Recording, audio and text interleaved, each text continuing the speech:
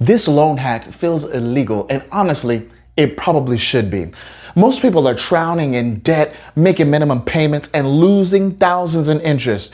But there's a banking method the pros use to beat the system, and it's called velocity banking. In this video, I'm gonna break down how it works, who it's for, and why banks never talk about it. Let's dive in. So first of all, we want to make sure that you are avoiding other people's mistakes. I want to talk about what people do wrong when they're talking about loans, and it's because they are more focused on interest rates than interest volume. Let me share with you what I'm talking about. When you're talking about interest rates, you're talking about a number that is feeding off of the principal, as in the case with this car loan here, $39,493 at 7.24%. And people look at the interest rate and they're like, oh no, or oh yeah, regardless of if the interest rate is up or down. However, what if I told you that instead of looking at the interest rate, what if we looked and focused more on the principal, since that's what the interest rate is eating off of? You see, with this interest rate, you have $600 each and every month. And if you pay according to the bank's plan, that $600 a month is going to equal over $10,900 in total interest over a period of 7 years. So now let's go ahead and break that down. What does that mean in month one? In month one, since you're dealing with amortized interest most of the time when you're talking about car loans, you're spending $238 towards interest and only $362 is going towards the principal. Now let's recap. Look at this principal. Do you think the $362 is going to make a dent to the point where you're going to be paying that off early? No. They want you in it for 7 years, so they're going to be taking a portion of your money in a calculated way. It's called calculated destruction. Destruction for you, construction for the banks. Now, let's say 42 months later, right? Here you are, $137 in interest. Now, congratulations, right? It is lowering interest. Look how much you're paying, $463 towards the principal. Of course, those interest dollars got switched to principal because you've been paying the principal down. See, they're banking on you not knowing about that. However, if you were to flip the script and implement a velocity banking technique, you would fare much better. All right, so here it is. You don't have to do it this way, and you don't need a line of credit in order to implement the velocity banking method and start taking your mortgages, your car loans down way less than 30 years, way less than 7 years. However, in this particular case, we used a line of credit, and I want to share with you how we use it, okay? When your income comes in, let's say your income is $5,000. Let's make sure we're using a line of credit the correct way. We're going to put that income inside of the line of credit, all right? Now we have $5,000, right, in the line of credit. So whatever the balance was beforehand, okay, it's much less because of that income. We're gonna take the $5,000 and we're gonna deploy it, that's right, towards the principal. Now, this principal that we shared with you before, remember the car loan, right, at the 7.24%, that has gone down by $5,000. If you're leaving $1,000 in there, okay, remember you got the income, you got the expenses, $5,000 in income, $4,000 in expenses, that leaves $1,000 inside of the line of credit. That is what is paying the line of credit down. So the question is a line of credit a bill? I'll let you answer that. Now, how many months are we going to be at that $5,000 balance as we're paying it down like this? Okay, that's right. Let's take out the zeros. 5 divided by 1 is 5 months. So you're going to be in that debt for about 5 months, okay? After the 5 months, that $5,000 goes back up. You can either deploy that or you can choose what to do with that $5,000. However, if you choose after the end of the 5th month to deploy another $5,000, you can expect for that car loan to go drastically down.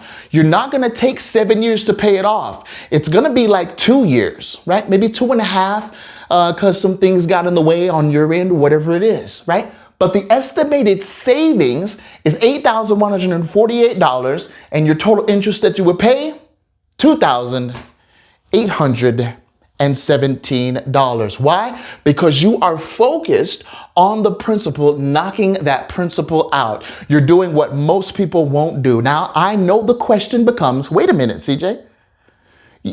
What about the interest that's on this line of credit? That's inevitable. I've already calculated it for you, all right? So if we have the $5,000, let's say at 10%, it's gonna cost you, as a matter of fact, that is the definition of interest rate, the cost of borrowing money. It's gonna cost you about $42. It's actually gonna be $41.66. Easy math. Let's go ahead and say $42 each and every month that you are out of the 5,000, okay? So what does that mean? $42 multiplied by 5 is what? Okay?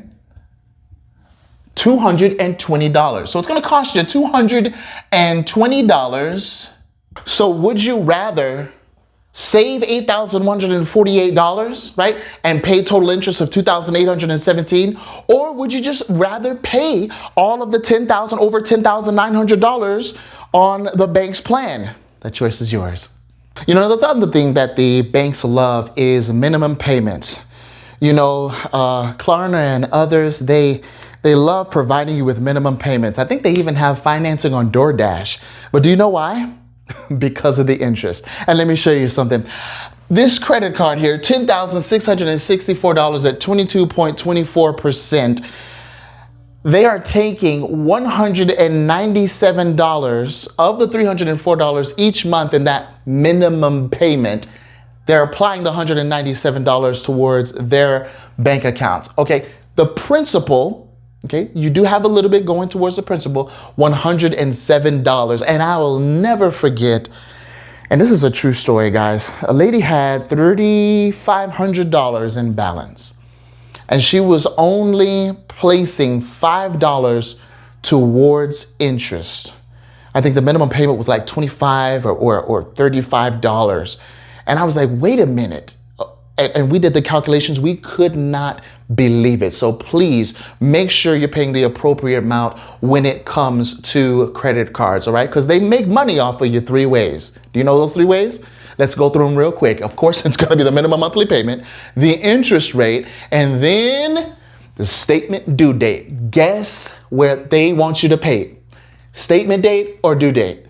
They want you to pay the due date so that they can accrue that interest. So after the end of all of this, you're going to be paying an unnecessary, that's the key word, an unnecessary $6,709 after 5 years. But I've got a better way. So instead of paying like they want you to pay, let's go ahead and take this income, expenses, and cash flow and see if we can have a better way of doing things, okay? So we have the income at $5,300, expenses at $2,700, the cash flow at $2,600. Again, folks, please don't be distracted by the numbers. What I want you to pay attention to is the principle behind the numbers, because that is where debt elimination takes place, all right? Let's say you had a HELOC that was $10,000, or even personal line of credit, $10,000, business line of credit, $10,000 of those dollars going towards the credit card. What would happen if you put $10,000 towards this principal? Automatically, you would save about $200 in interest. You won't be paying that anymore, all right? Each and every month. And a lot of times people would be like, well, why in the world would I switch out $10,000 for $200 a month? Because it's $10,000 doing absolutely nothing. And you've got to have a money working for you versus working against you. That's why the wealthy focus on what? Cash flow. So this makes sense, right? $10,000, you're getting that $200 each and every month. Oh, by the way, you're not just adding debt, what you're doing is you are changing your mindset and your bank account to make sure that that income goes inside of that line of credit, thereby lowering your average daily balance. And then if you want to pay the rest of that $664 off, you can. Just notice here that you're actually gaining in cash flow when you do the $10,000. Now remember, if you're making the $2,600, we want to make sure that we are financially allocating that in a way where we can actually gain that back. So each dollar you spend, each dollar you invest, you want to make sure that it is in your control. That's why we are a big advocate of lines of credit. And with the HELOC, with the personal line of credit, with the business line of credit, you can make sure that your money is working for you instead of against you. Because really, what is it all about? It's about moving the money strategically.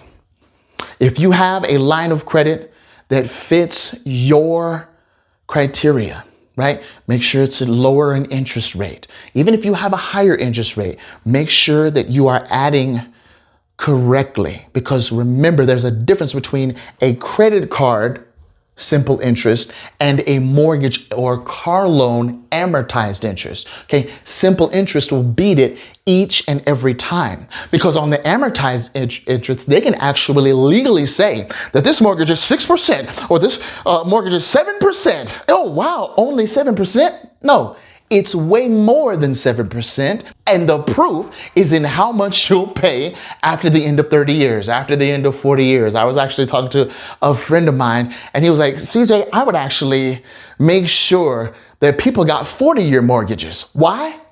Because the Velocity bankers aren't going to pay for 40 years.